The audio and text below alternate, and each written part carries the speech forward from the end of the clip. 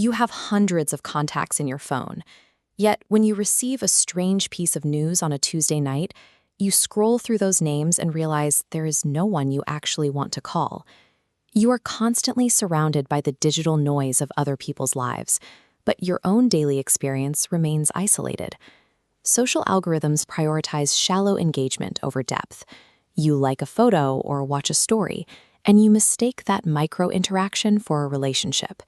You are dispensing a single bead of attention onto dry soil and wondering why nothing is taking root. In school or early adulthood, bonding was a byproduct of sheer geographic proximity. You sat next to someone in geometry, and a friendship was born from the friction of being in the same room. Today, the architecture of modern life has changed, yet you are still waiting for that exact same serendipity to strike in an environment built for isolation. To move past this, we are going to implement the Relational Architecture Protocol.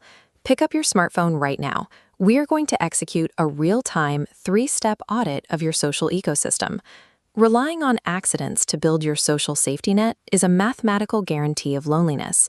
Meaningful connection in adulthood requires deliberate engineering. Step 1. Open your primary messaging app. Scroll past your immediate family and your closest daily contacts. Visually locate one acquaintance, someone you find interesting but rarely see, whom you want to pull into your inner circle. We are going to apply the proximity override. This means you stop waiting for chance encounters and instead manufacture your own shared friction. Most adults attempt to connect by sending a vague text like, "We should grab coffee sometime." That phrase places the burden of scheduling on the other person and lacks a definitive timeline. It usually results in the conversation trailing off. Instead, ask this acquaintance to join you for a specific recurring task, a Saturday morning grocery run, or walking the dog at a set time. You are inviting them into an activity you are already doing, which removes the pressure of a formal meetup. Open a new message to that chosen acquaintance. Type out your tailored, chore-based invitation and hit send right now. The value of this step is found in the physical act of pressing send. It breaks the cycle of passive waiting and puts the momentum of your social life back into your own hands, regardless of the eventual reply. This single action changes your role in the social ecosystem. You have moved from a recipient of whatever connections drift into your orbit to someone who actively selects their environment. Step 2. Exit your messaging app and open your phone's Notes app. You are going to draft a new communication script to use the next time you see this person. This is the depth escalation. You will deliberately break the script of polite small talk to test if a connection has the potential for real psychological resonance. When someone asks how your week is going, the standard response is a brief, "Good, you?" That reflex keeps the interaction safe, but it also prevents relational roots from taking hold. This chart tracks conversational depth. To test for resonance, you must bypass the baseline of small talk and drop a prompt of honest vulnerability. We call this testing to see if the other person can match your altitude. Watch the second line. If you offer a genuine response and the other person steers the conversation back to safe, shallow topics, the test fails. But if the second line drops down and they mirror your transparency with their own, they have matched your altitude. In your Notes app, write down one honest frustration or a small victory from your current week. Keep it ready to use the next time someone asks how you are doing.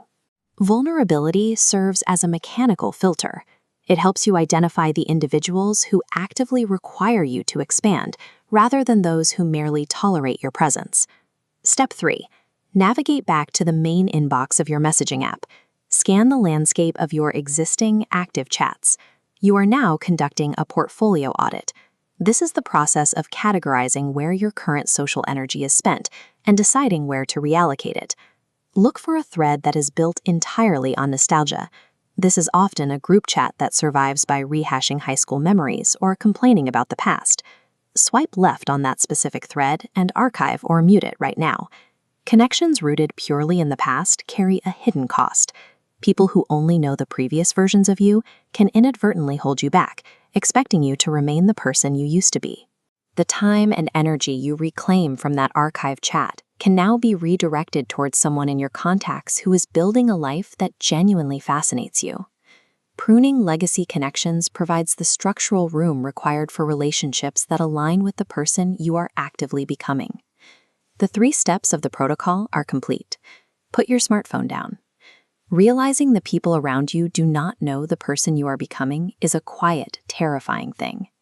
You will have to mourn the ease of your childhood friendships and risk the awkwardness of building something real from scratch. But the alternative is spending the next decade surrounded by strangers who happen to know your name. When you stop waiting to be chosen, you claim the authority to choose. You stop auditioning for people and begin selecting candidates for your future resilience. You decide who occupies the empty chairs in your room. Try the proximity override this week and share your results in the comments below.